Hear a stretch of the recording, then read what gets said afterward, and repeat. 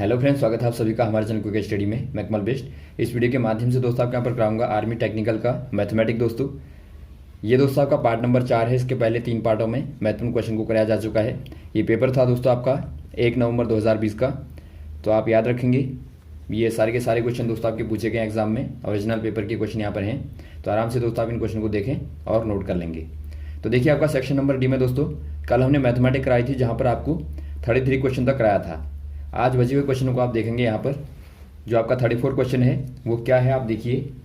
Question कहता है यदि साइकिल द्वारा एक व्यक्ति 150 मीटर की दूरी 25 सेकंड में तय करता है तो उसकी चाल किलोमीटर प्रति घंटे में क्या होगी। अर्थात if a man riding his bicycle cover 150 metres in 25 second then what is the speed in kilometre per hour. दोस्तों यहाँ पर देखिए एक चीज़ पहले आप यहाँ पर नोट कर लेंगे। यदि आपको किलोमीटर प्रति घंटे को मीटर प्रति सेकंड में कन्वर्ट करना होगा तो दोस्तों आप 5/18 का गुणा कर देंगे। इससे आप क्या कर देंगे दोस्तों, मल्टीप्लाई कर देंगे, गुणा कर देंगे। और वैसे ही यदि आपको मीटर प्रति सेकंड से किलोमीटर प्रति घंटे में बदलना हो तो आप क्या करेंगे, इसी को उल्टा कर देंगे भिन्न को, तो आपका 18/5 हो जाएगा। इससे आप दोस्तों गुणा कर देंगे। तो ये आपको यहाँ पर ध्यान देना है। अब यहाँ पर देखिए आपको दिया है दूरी बराबर दिया है दोस्तों 150 मीटर, और समय दिया है, समय अर्थात जो दूरी तय करता है 25 सेकंड में तय करता है। अब देखिए यहाँ से आप पहले चाल निकाल लीजिए। चाल बराबर दूरी बट्टा समय होता है। तो आप यहाँ पर रखेंगे तो आपको क्या मिलेगा दोस्तों, 150/25 करेंगे तो यहाँ से आपको काटने पर मिलेगा 6 मीटर प्रति सेकंड। तो ये दोस्तों क्या आ गई, चाल आ गई मीटर प्रति सेकंड में। लेकिन आपको पूछा गया है किलोमीटर प्रति घंटे में, तो आप क्या करेंगे, आप दोस्तों यहाँ पर देखिए मीटर प्रति सेकंड को किलोमीटर प्रति घंटे में बदलना है तो आप क्या करेंगे 18/5 का गुणा कर देंगे। तो यहाँ पर आप लिखेंगे 6 गुणा 18/5 किलोमीटर प्रति घंटे। तो यहाँ पर आप सॉल्व करेंगे, ये आपको देगा 21.6 किलोमीटर प्रति घंटे। तो ये दोस्तों आपका सही हो जाएगा। ऑप्शन नंबर कौन सा दिखता है, सी वाला आपका दिखता है, तो आपका सी वाला सही हो जाएगा। अगला क्वेश्चन देखिए दोस्तों, एक आयताकार क्षेत्र की लंबाई और चौड़ाई क्रमशः 25 सेंटीमीटर और 15 सेंटीमीटर है, तो इसकी लंबाई व परिमाप का अनुपात क्या होगा। अर्थात the length and breadth of rectangular field is 25 and 15 centimetre respectively. Find the ratio of its length and parameter. दोस्तों यहाँ पर देखिए आयताकार मैदान है, क्षेत्र है, तो इसकी लंबाई आप L मान लीजिए, चौड़ाई को B मान लीजिए। तो इसका दोस्तों परिमाप क्या होगा, जो परिमाप होता है पैरामीटर होता है। परिमाप दोस्तों चारों ओर की माप होती है, अर्थात आप इनको जोड़ेंगे तो आपको माप मिलेगी, जो कि आपकी होती है 2 गुणा L/B। अब यहाँ पर देखिए आपको लंबाई जो दी है वो क्या दी रखी है दोस्तों, 25 सेंटीमीटर, और चौड़ाई दी है आपको 15 सेंटीमीटर। चौड़ाई भी आप करेंगे 15 सेंटीमीटर।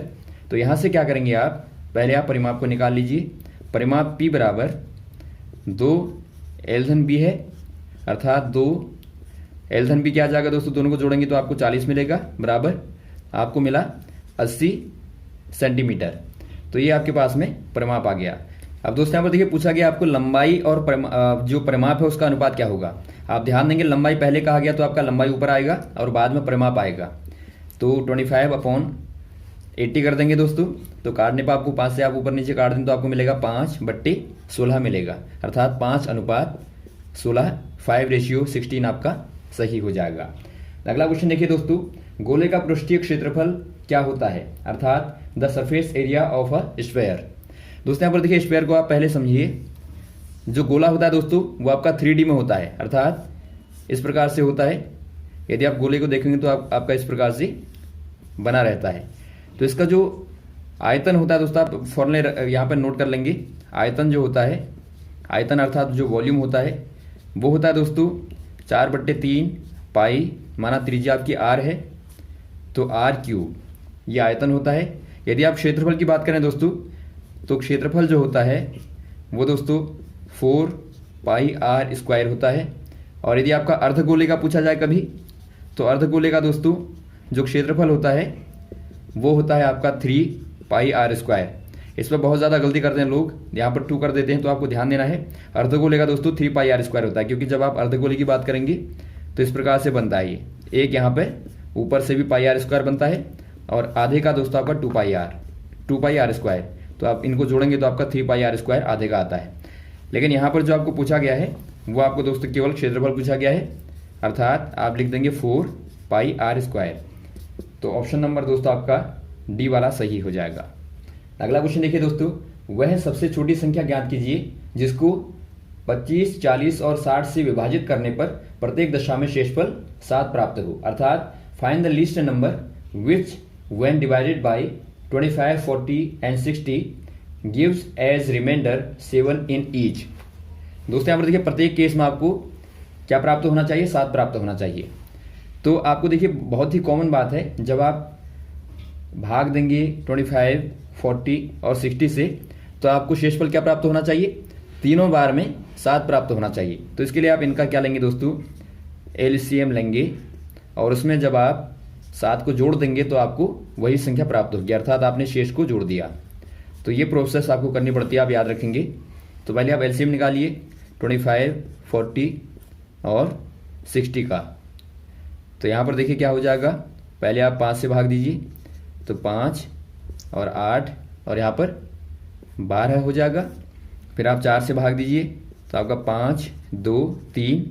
अब आप यहाँ पर देखते हैं क्या आया आपके पास में दोस्तों, 5 गुणा 4 गुणा 5 गुणा 2 गुणा 3, इनको आप गुणा कीजिए, गुणा कर देंगे इनको सबको आपस में दोस्तों, तो आपको मिलेगा 600।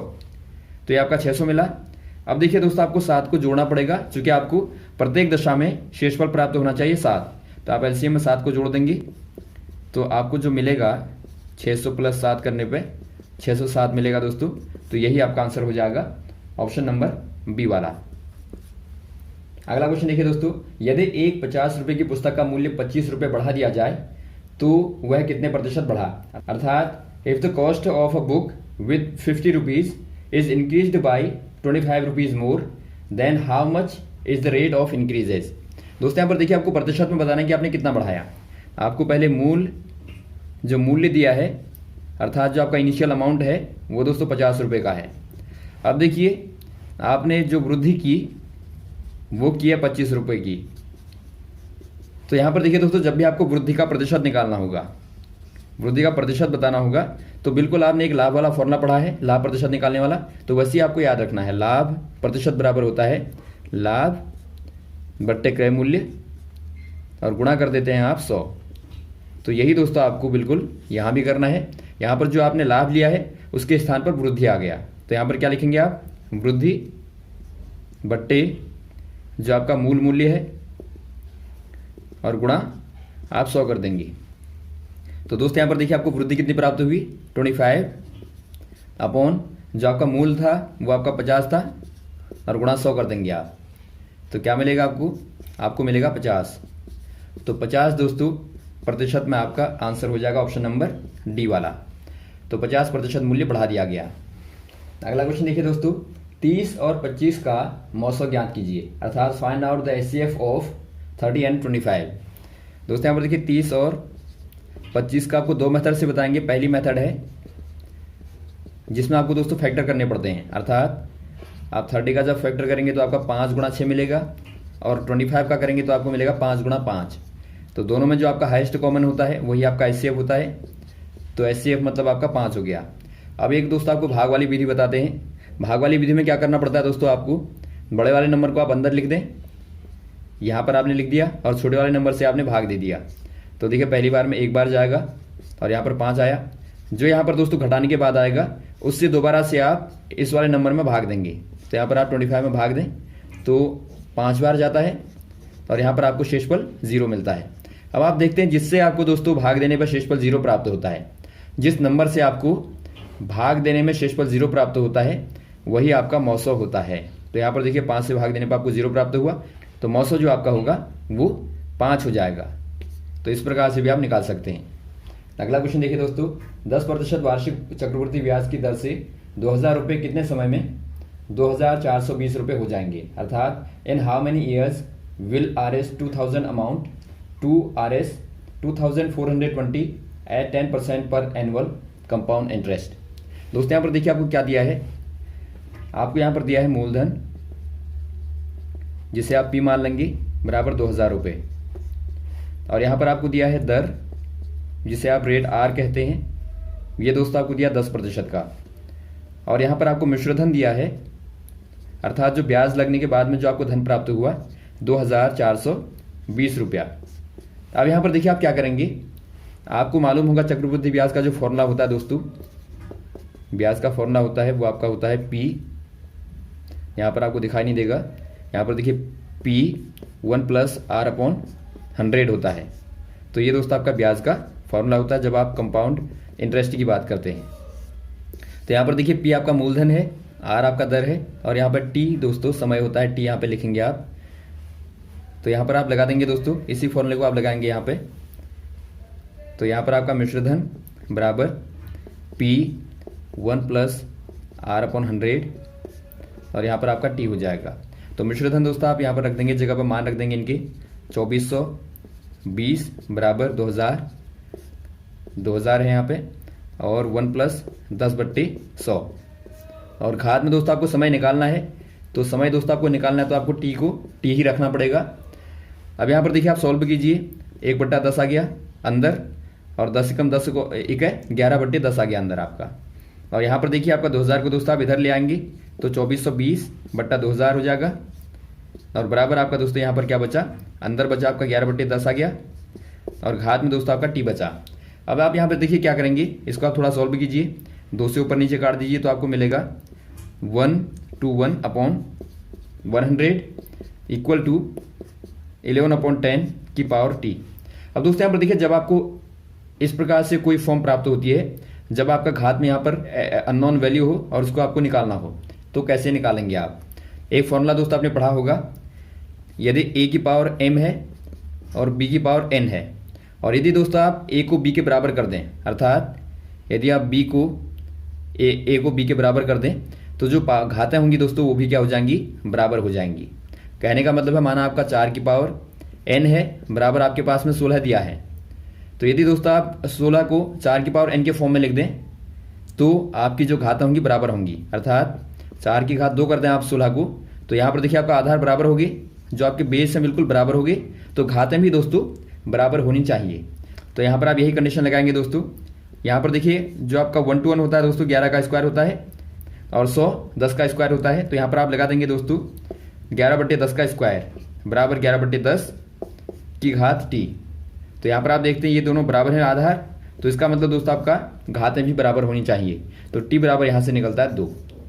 तो 2 वर्ष में दोस्तों ये धन इतना हो जाएगा, ऑप्शन नंबर बी वाला सही हो जाएगा।